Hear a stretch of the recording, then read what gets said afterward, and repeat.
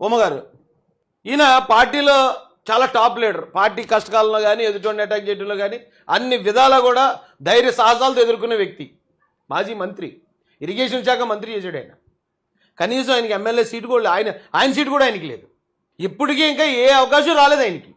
అయినా కూడా ఎక్కడైనా ఏమైనా గొడవ చేయడం కానీ, రప్చర్ చేయడం కానీ, లేకపోతే పార్టీని విమర్శించడం కానీ ఎక్కడైనా ఏమైనా ఉన్నాయా? మరి ఎందుకు కనీసం ఎమ్మెల్యే కూడా కాలేపోయాడు ఆయన? ఎందుకు ఆయన ఎమ్మెల్యే సీట్ను కూడా వేరే వాళ్ళకి, ఆయన ఆ సీట్లోంచి లెగిసి ఇచ్చి వేరే వాళ్ళకి అవకాశం ఇచ్చి ఎందుకు ఆయన సైలెంట్గా కూర్చొని ఉన్నాడు? మరి కమ్మోళ్ళకి దోచిపెడుతున్నారు చంద్రబాబు నాయుడు గారు అంటారు. ఎలా అండి? మరి కమ్మోళ్ళకి దోచిపెట్టేసే పార్టీ కదా చంద్రబాబు నాయుడు గారు. ఏమన్నా కమ్మోళ్ళకి ఇచ్చేస్తాడు కదా. మరి ఇచ్చేసినప్పుడు ఆయనకి ఇచ్చేయచ్చు. ఆయన పార్టీ కోసం పనిచేసే కమిట్మెంట్ ఆ స్థాయిలో ఉంటుంది. మరి ఎందుకు ఇవ్వలేదు?